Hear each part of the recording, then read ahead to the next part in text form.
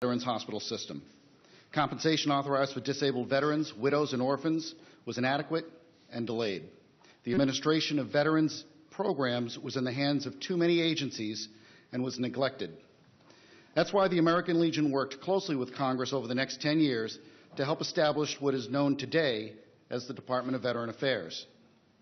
The American Legion is a partner with VA and has a vested interest in making sure that it operates effectively and efficiently, which is why we support Chairman Miller's bill, H.R. 4031, and Senator Rubio's bill, Senate Bill 2013, the Department of Veteran Affairs Management Accountability Act of 2014.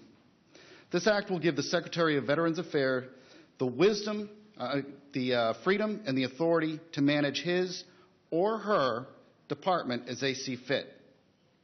The American Legion supports this bill just as we support VA and Secretary Shinseki.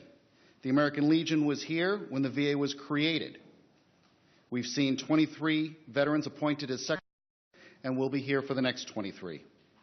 On behalf of Commander Dillinger, the 2.5 million members of the American Legion, we'd like to thank the House Veterans Affairs Committee Chairman Miller, Speaker Boehner, Senator Rubio for their leadership and support as we work toward making sure the Department of Veteran Affairs is well supported, well managed, and well funded so that it can carry out the mission of caring for those who had borne the battle. And I know that I speak for the rest of the veteran service organizations and all Americans here today when I say that the American Legion, our hearts and our prayers go out to those at Fort Hood and the families and the victims, and we will continue to be with you and support you through this ordeal. Thank you.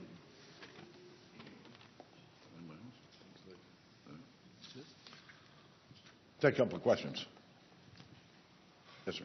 The obvious question on accountability is, do you believe that Secretary Shinseki needs to be replaced at this time? No, I think the Secretary needs to have more authority to manage his own department.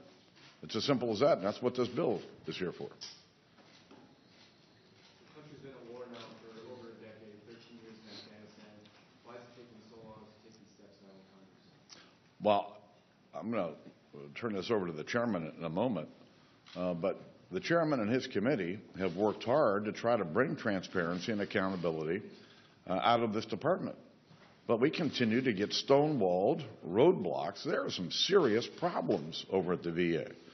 And this is just another tool to try to help the Secretary better manage his department. Our committee has on our website Trials and Transparency, and basically it has all of the outstanding requests for information that we've made to the Department of Veterans Affairs.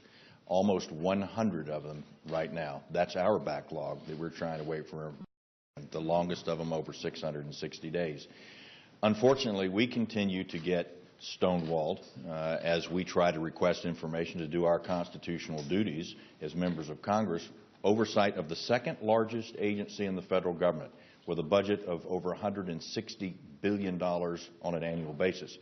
I think what's important is that the Secretary have the tools that he needs in order to do the job. Unfortunately, what we've seen time after time, Dayton, Ohio is a perfect example. I've been to that medical facility twice. They had serious problems there with sanitation issues in regards to a dental employee. We found out that employee was transferred to another facility somewhere in the country, and that's what VA likes to say is disciplinary action. They will allow somebody to retire. They will give them some type of a demotion and then move them to another facility. And we're finding time after time that people that were involved in things as serious as preventable deaths have in fact gotten bonuses, not small bonuses, bonuses in the tens of thousands of dollars.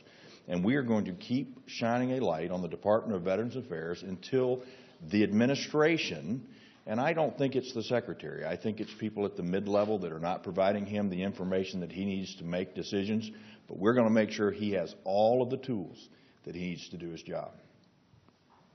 Speaker, you mentioned the tragedy at Fort Hood at the beginning. The Army Secretary, John Boehner, said this morning that Ivan Lopez is undergoing treatment for a variety of issues, depression, anxiety, sleep disturbances, and yet he got it done legally. Should Congress address this issue and just the latest, particularly on mental health issues? Well, there's no question that those with mental health issues should be prevented from owning weapons or being able to purchase weapons. In the so-called past year, there was funding for a pilot project dealing with mental health issues and weapons from both the Senate side and the House side. There are two programs that are being funded in there. The bill that went to the President yesterday. This issue we need to continue to look at to find a way to keep weapons out of the hands of people who should not have them.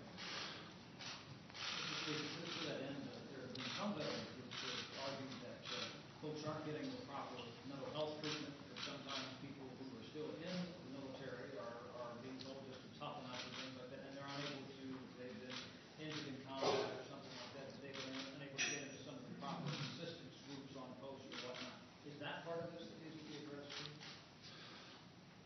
Listen, for our active duty members, they ought to have access to high quality care, just like what we're asking for those who are now veterans.